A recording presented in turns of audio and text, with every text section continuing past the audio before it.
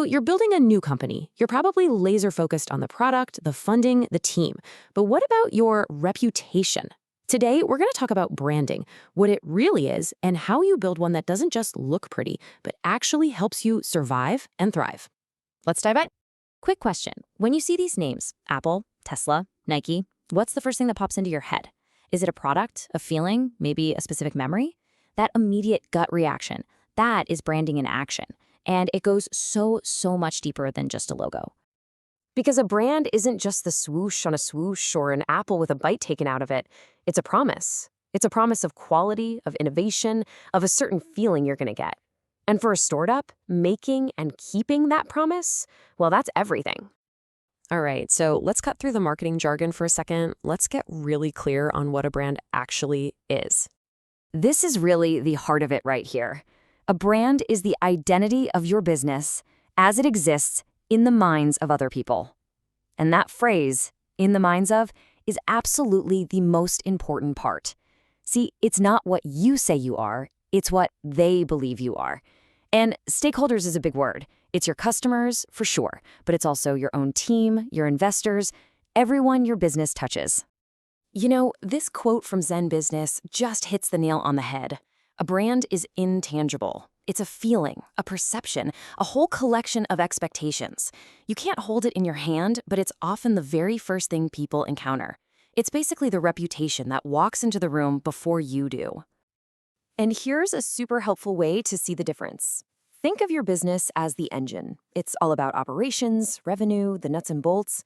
The brand, on the other hand, is the personality. It's the part that builds trust and makes an emotional connection. You can definitely have a business without a strong brand, but you absolutely cannot have a brand without a real business to back it up. So now that we know what a brand is, let's talk about why it's not just some nice to have. For a startup, this is a non-negotiable tool for survival. Okay, let this number sink in for a second. Up to 90% of startups fail. And a huge reason why is that they just fail to connect. I mean, think about it. In a super crowded market, if people don't know who you are, what you stand for, or why they should trust you, you're basically invisible. And here's the other side of that coin. A massive 81% of consumers say they need to trust a brand before they'll even think about buying from it. That's huge. Trust isn't something that comes after the sale. It's a prerequisite for the sale. And building that trust, that's the brand's job. But hey, when you get it right, when you earn that trust through consistency, the payoff is real. The data shows that having a consistent brand across all your channels, your website, your social media, your packaging, everything, can boost revenue by up to 23%. Consistency builds recognition, and recognition builds trust. It's that simple. So, here's the bottom line. Branding is how you build trust at scale. It sends a signal that you're professional, that you're reliable, and that you actually care. For any new company out there fighting for attention, trust isn't optional. It is your single most important survival tool. Okay, so we're all on board. Branding is critical. But how do you actually build one? Where do you even start? Let's break down the essential components, the DNA of your brand. It really all boils down to 3 core pillars. You've got your visual identity, that's what your brand looks like. You've got your brand story, that's why your brand even exists. And you've got your brand voice, that's what it sounds like. Let's tackle each one.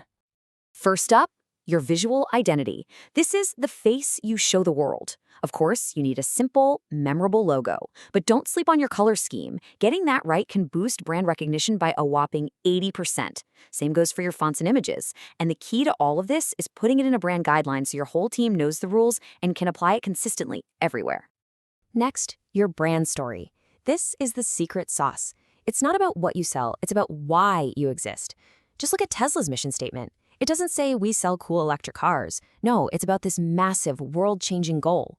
A powerful story like this gives people a reason to connect with you on an emotional level, to feel like they're part of something bigger. And finally, your brand voice. This is your brand's personality, but in words. You have to decide. Are you friendly and playful, maybe using some humor?